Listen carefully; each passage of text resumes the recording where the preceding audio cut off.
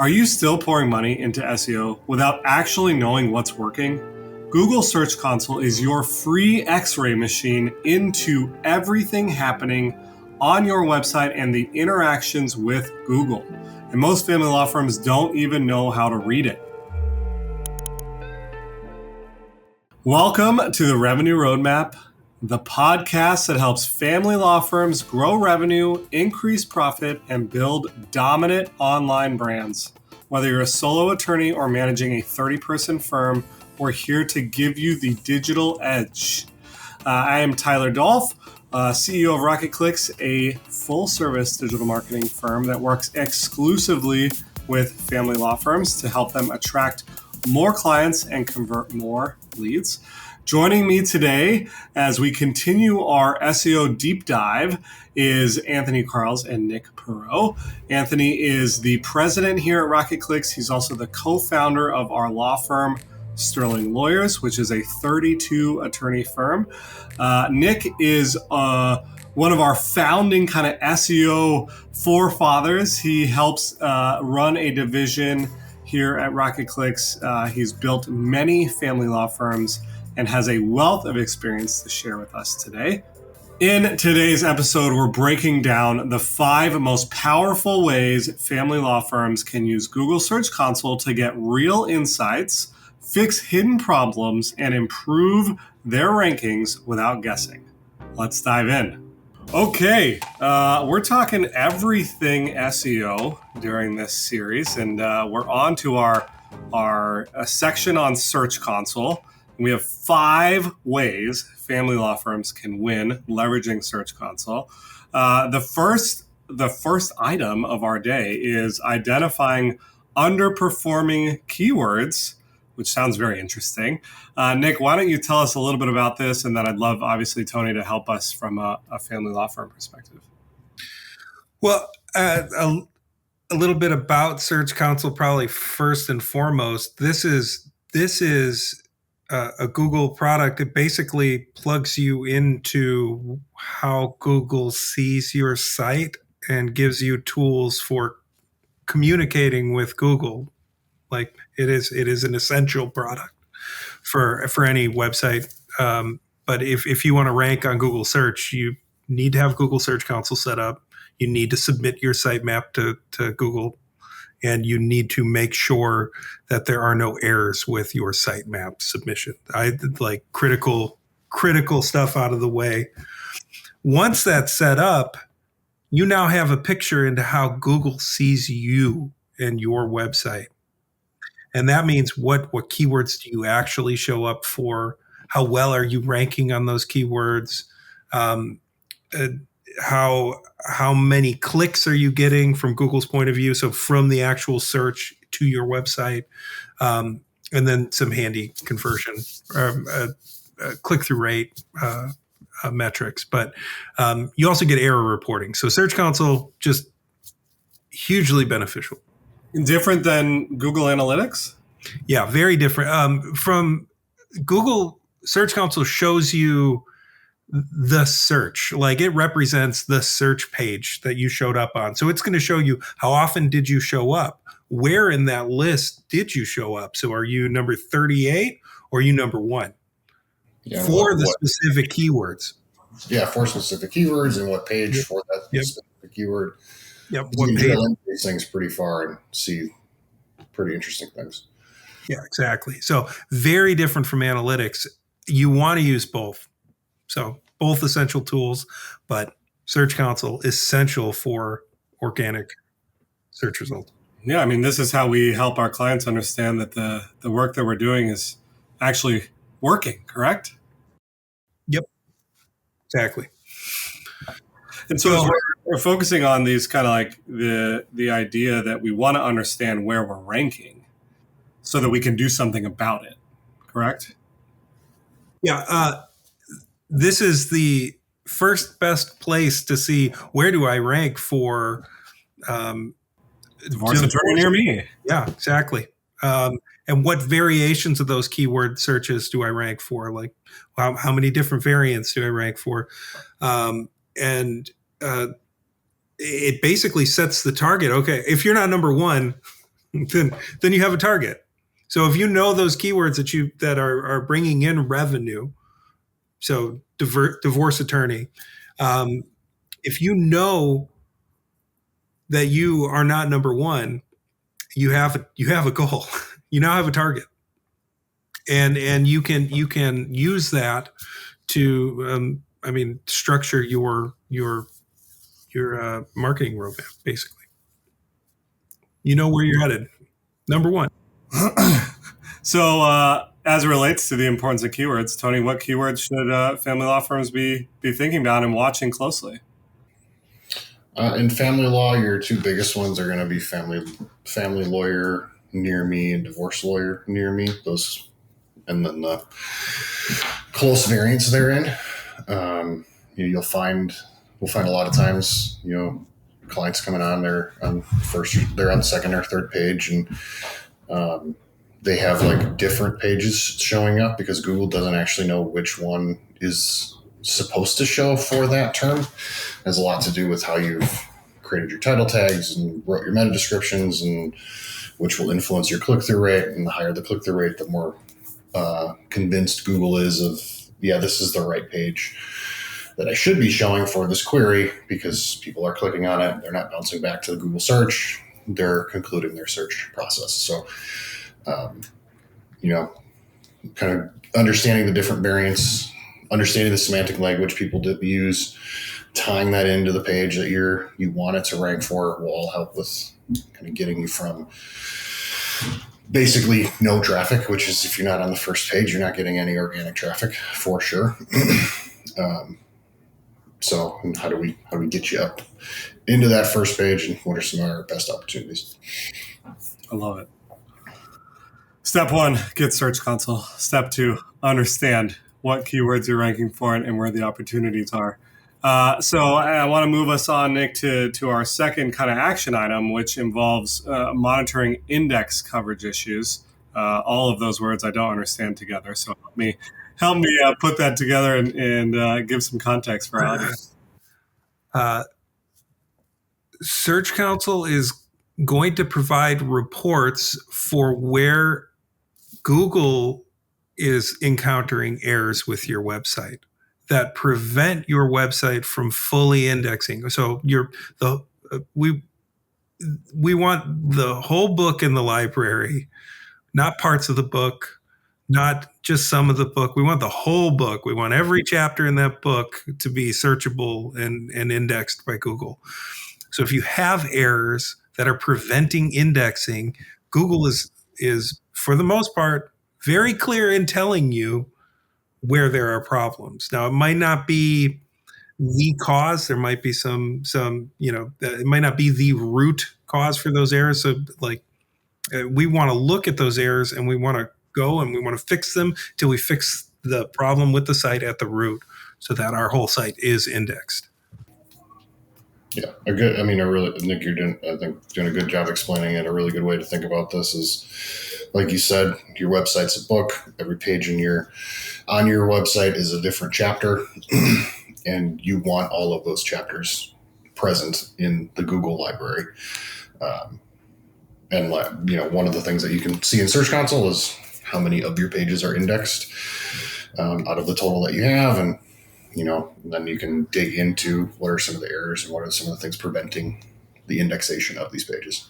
Because all of that is then if you're not indexed, you're not ranking. If you're not ranking, you're not getting leads, so on and so forth. So this is another one of those critical issues. 100%. Yeah, I feel like one thing that we encounter when we're talking to law firm owners is the idea of staying focused on a specific book, right? You can't have the lawyer book on divorce and personal injury and criminal defense all in the same book. Those are separate books, right? And being able to make sure that you have the focus and that it's being indexed properly is going to allow you to build a more successful firm. So now we're going to talk a little bit about our third kind of item and issue, which is analyzing click-through rates. So I believe this means the rate in which someone comes to your site and stays on a page. Could be wrong, Nick. That's why we have you here as the expert. Help us. I think we're murdering that one up a little bit. Maybe we should redefine it. Yes, help us out. Yeah. So click-through rate from the click-through rate is the amount of the rate of clicks from organic search to your website. So this is truly like put yourself in a Google search. You just searched for divorce attorney, divorce lawyer, and you're on that page. Google is counting the number of clicks from all of the pages to their respective sites. So it changes. The rate of clicks changes based on your position. Obviously, higher up tends to mean higher click-through rate. With some caveats, I would say that falls off pretty steeply from position 1 to position 4. Like that's where you tend to see the greatest density of clicks, and then it's a logarithmic. It just falls off. Obviously, page 2, it falls off even further. There's a target zone for where you want to rank, but that click-through rate can be influenced by title tag and meta description. So those two elements can really can improve or really hurt your click-through rate if they're not sending the right message for the search, the keyword itself. So if you're not relevant, people won't click as much as they ought to. Yeah, we could probably do a whole podcast on writing title tags. That might be on our list in the future, but there's like two purposes there. You got to write it for the search engine so they know like what is this chapter of the book actually about, so I know what keywords to show it for when they're searched. But it also got to be written for the user, because if it's not compelling and it's not interesting and it's not something they're going to click on, maybe it's perfect for Google, but you're going to get 0 clicks because it's a really terrible title tag. You're not going to get any traffic, and it doesn't matter how well you rank. So it's kind of the blending, what does the search engine need and how do we leverage what the search engine needs in what's going to be compelling for the user. That will then increase your click-through rates. I got to believe that we care more about click-through rates on certain pages versus others. Is there a prioritization to monitoring the click-through rate on different pages, or are you thinking more holistically? I tend to think about it holistically, but I'm always going to prioritize the pages that drive revenue first and foremost above everything. If you have a page on your website, then it is absolutely important that title tag be optimized and the meta description be optimized. And that means, the way I think about this typically is title tag for rank and for show. If you want to show up for a target keyword, your title tag needs to reflect that keyword. That's imperative. And click-through rate is sort of the second part of the title tag. So first, do I rank for the keyword I should rank for this page? And then can I support click-through rate without being distracting? Then your meta description is all craft. It is all about inspiring the click. And that is tying the content of your page to that search so you can connect with the user. So there's real marketing skill there. That's a lot of room to test and improve for most sites. At any rate, from my point of view, title tags and meta descriptions are essential, fundamental, are worth the time, effort, and energy to make perfect. And if you're not ranking number 1, there's room for improvement.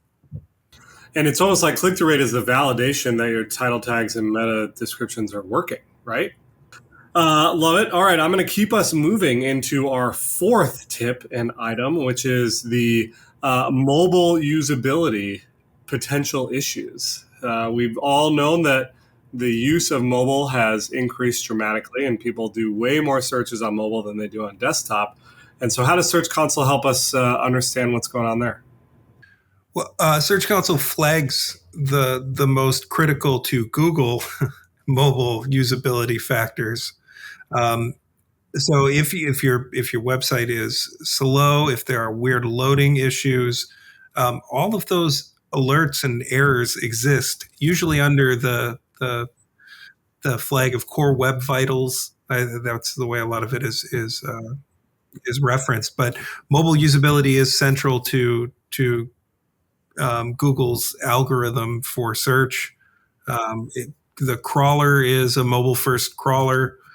So it's just looking at the web through a mobile first point of view.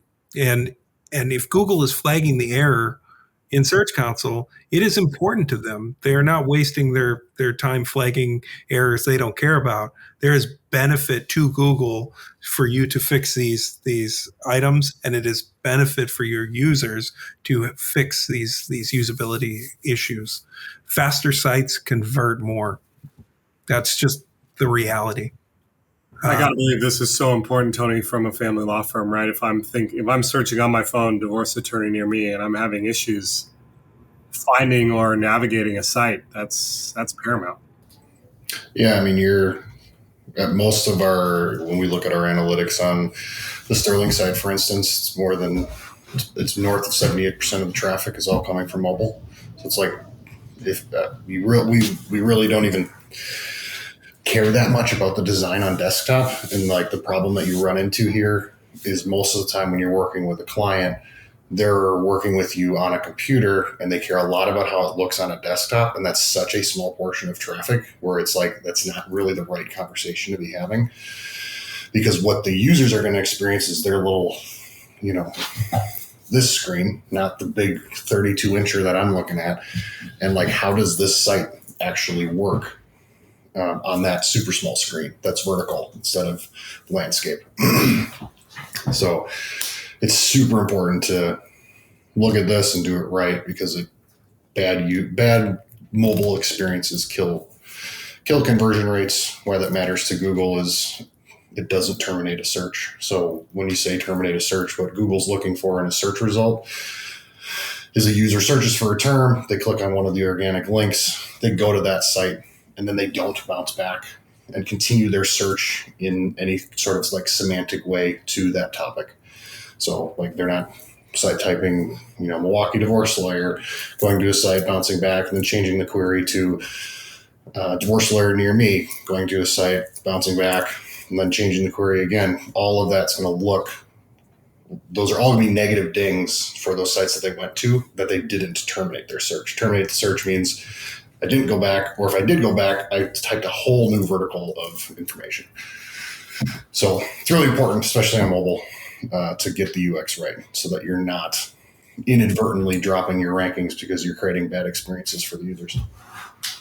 I just want to reiterate a huge stat that you just said, which is that 78% of the traffic to our law firm, Sterling Lawyers, is on a mobile device. And so if you're a law firm owner listening to this, know that a majority of your traffic is coming through a mobile device. And if you're not tracking the mobile usability issues within Search Console, you could be missing out on so many leads. Yeah, and if you're not prioritizing like how your opinions on the site based on how it looks in the cell phone viewport, you're not talking about the 80-20 issues. You're talking about the 20%. You're talking about the 80% that doesn't matter, basically. You need to flip it. Like it's mostly mobile. It's almost perfectly 80-20 now from a mobile user usage perspective. That is extremely important. Okay, I love it. I'm going to keep us moving on to our fifth and final tip, which is to find high impression, low click pages. I'm not even going to take a stab at trying to define this, Nick. I'm going to leave it to you and give us some perspective. Well, let's just define high impression real quick, or impressions quickly. And these are where you are showing up in search, but not necessarily being clicked. So there's going to be a difference between the number of clicks and the number of times you've shown up. So these are pages that are showing up in search and not necessarily being clicked. That lack of click tells you something about the opportunity on those pages. So I look at this as like a huge landscape for potential opportunity. Your site is a high enough authority that these pages do show up. Maybe these pages show up for the wrong search. So now we've got title tag opportunities. Maybe they show up maybe just low, maybe they're page 2 or lower. Okay, so what's the impact of us moving those pages up in rank? There's a lot to be gained by going deep in this area and saying, okay, we have existing content that isn't driving traffic. What do we do to move that needle? And it's a really good opportunity from what should we do next? What are future opportunities?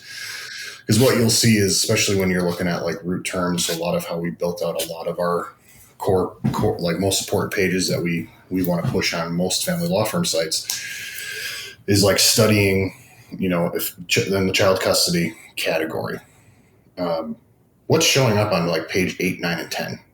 And basically, they're going to be queries that aren't relevant to that page, but they're close to relevant, kind of. So Google's like, yeah, I'll show you on page 10. You're never going to get a click there. But what you can see is, here's the query that was searched for, and you're on page 9. That's usually an indication to me like our content has gaps, and we should probably have a different page for this query because there's decent traffic here. And now we can leverage that information that we learned about.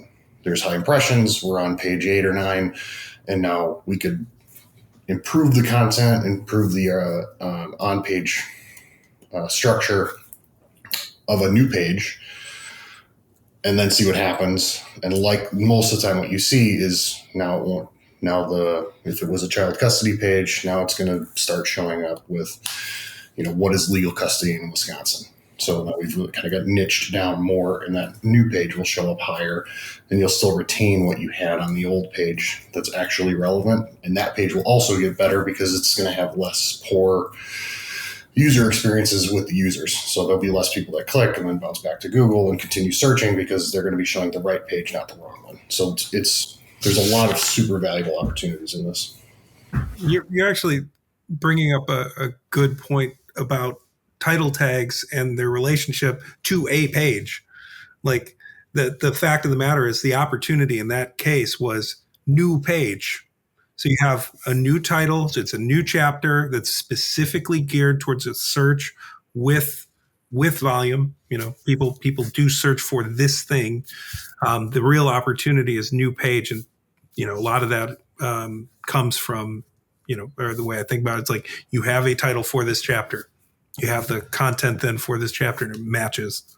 Yeah, to me, what I hear you saying is there's opportunities to continue to refine your site to make it more and more specific and focused on your area of expertise that will then create the persona that you're an expert in the space and help you grow your firm.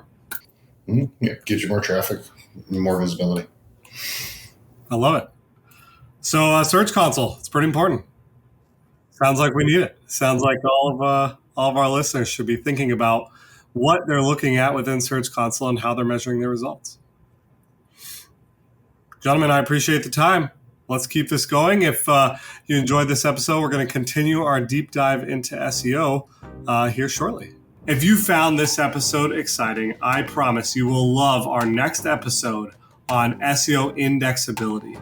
We're going to talk about how you can make sure Google can actually find, crawl, and rank the pages that matter most. Check it out right here.